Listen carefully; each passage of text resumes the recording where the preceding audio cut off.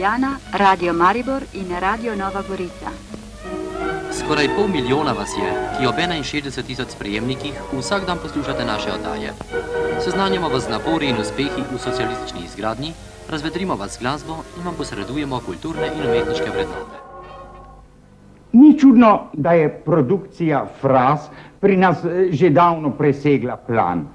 Verjeti moramo namreč, da mora imeti recimo frizer strokovno izobrazbo, frazer pa ne.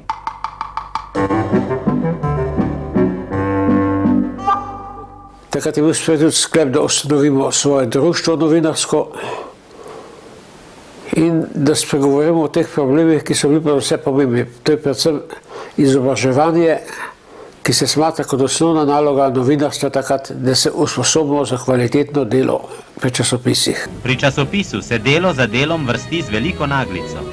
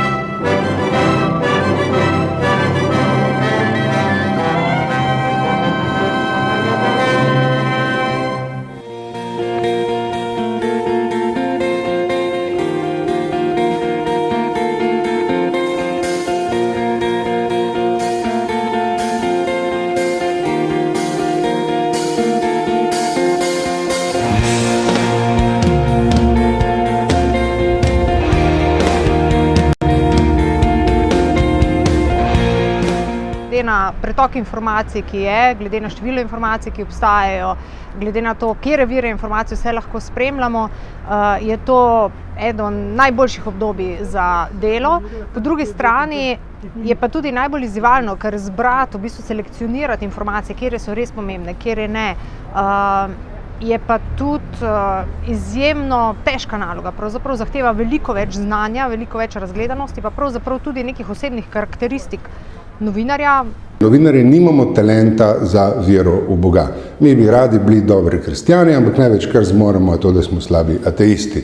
Boga ni, pa še v to imamo dvome. Ko novinarji nič več ne sprašujejo, če le še posredujejo izjave za javnost, to ni samo konec novinarstva, to je konec demokracije. V Sloveniji je novinarstvo ne glede na pogoje dela, ki so iz leta v leto vse bolj suženjski, neverjetno visokem nivoju. In tukaj si upam jasno in glasno tudi, da še posebej med mladimi oziroma med mlajšo srednjo generacijo, še posebej recimo, ne vem, jaz imam za prastarega v tem poklicu, ker je bilo omogočeno imeti redno službo. Vsi tisti, ki so 5 ali več let recimo mlajši od mene, te priložnosti nimajo in je ne bodo imeli. In tukaj je ta ključna ločnica in za vse, kar je potrebno vedeti v novinarstvu tukaj zdaj, vprašajte tiste, ki so mlajši od 35 let. Ti trendi v medijih ne smejo biti opravičilo za to, da bi prišlo do nekega generacijskega spopada, recimo, ne. Jaz mislim, da je to umetno ustvarjena zadeva, mlajši se moramo učiti od starejših, starejši morajo razumeti, da mlajši mogoče znajo kaj delati boljše.